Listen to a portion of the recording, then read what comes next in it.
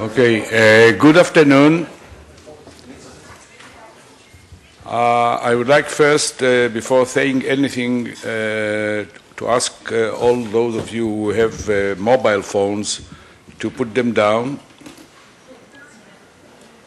We are going to listen to a concert, and you know in concerts you're supposed to shut down your mobiles, not to interrupt with the music of the orchestra.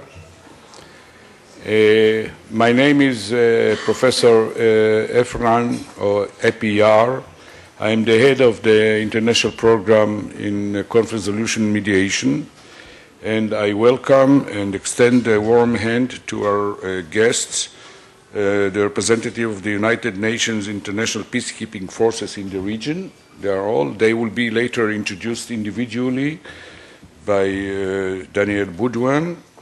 I would like also to extend a warm hand to Colonel Schnapp, who is not only contributing to this session by his presence, but he was extremely helpful and instrumental in making this event possible. I want also to thank Professor Nitza Nachmias and Daniel Boudouin for their own contribution and to the staff of our program. I would like to say a few words about our program so that you know the kind of audience that you are going to face. Our international program is a graduate program which offers an MA degree in conflict resolution and mediation. Our students come practically from all over the world, America, North, South America, West, East Europe, and fewer from Africa, Asia, and I think even Australia. So it's quite a nice cross-section of the international community. One of the major aims of our program is to combine theory and practice.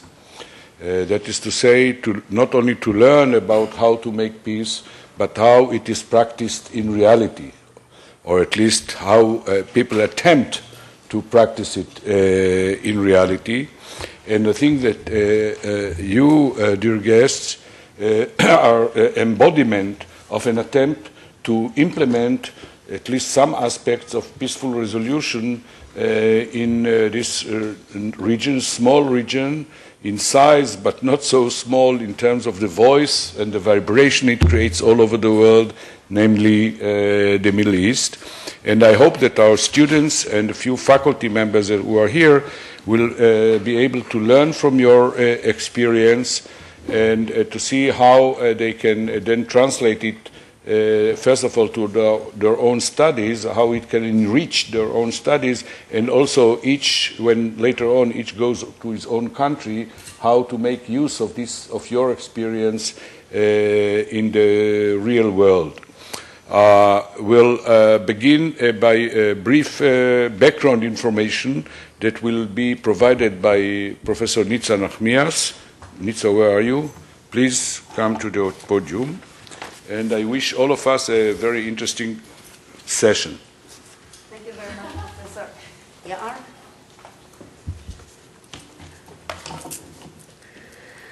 Good afternoon, everybody. First, I want to thank Major General Yula Kilpia, Head of United Nations Truth Supervision Organization, ANSO. Thank you. Major General Warren Whiting, Force Commander of the Multinational Force in the Sinai. Major General Natalio Ekarma, Force Commander of United Nations Disengagement Force in the Golan Heights. Deputy Director of Political and Civil Affairs, Francesco Manca of UNIFIL. Last but not least, I wish to thank Colonel Yariv Schnapp, Head of the Liaison Office of the Israeli Defense Forces, for his participation and great help. The subject of this colloquium is the role of the United Nations peacekeeping forces in the Israeli-Arab conflict, and we thank again our distinguished participants who will enlighten us and share with us their experiences and knowledge on this very important issue. Very few know that the concept of peacekeeping was born here in Israel in 1948 when a small group of United Nations observers named ANSO was deployed to Jerusalem to observe the ceasefire and later the armistice agreements that ended the War of Independence. From a humble beginning of a small group of few tens of observers, United Nations peacekeeping operations grew to a formidable international force of soldiers for peace. This is indeed a revolutionary concept that is based on the premise that soldiers can protect peace and can create conditions that are conducive to peace. Let me give you a glimpse of the important and amazing work that United Nations peacekeeping forces are doing. At this very moment, 17 UN peacekeeping operations are deployed on 4 continents. There are currently about 100,000 soldiers wearing blue helmets. That is the nickname for the United Nations peacekeeping soldiers. In total, 120,000 soldiers and civilians are involved in peacekeeping operations.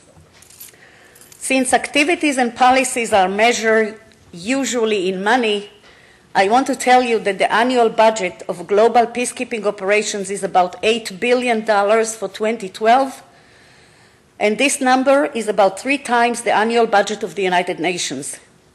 The biggest peacekeeping operation today is in the Sudan, where about 40,000 blue helmets are struggling to contain the violence in this country. The second largest force is in the Congo, with about 24,000 blue helmets. And in our region, UNIFIL, the United Nations force in Lebanon, consists of about 13,000 blue helmets and some civilian personnel, including naval capabilities. The key concept behind peacekeeping is that even belligerent countries want to end their fighting. The success of the concept of peacekeeping is evident. Almost every violent conflict in the world today involves some form of UN peacekeeping. 117 countries are sending their soldiers, their sons, to participate in peacekeeping operations. 117 countries express their desire to see a world without wars, and they are ready to cooperate with each other to make it happen. In the UNIFIL force, we have soldier and civilian employees from 39 countries, including China, Nigeria, Bangladesh, Indonesia, Brazil, Germany, France, and many, many others. While we believe that most nations want to make peace, not war, we unfortunately cannot yet expect a world totally without conflicts.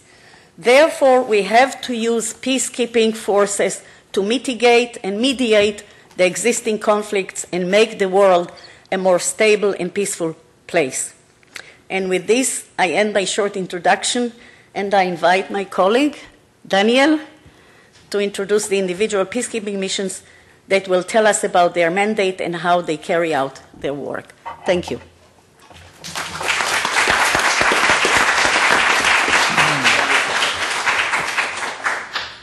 Thank you, Nitza.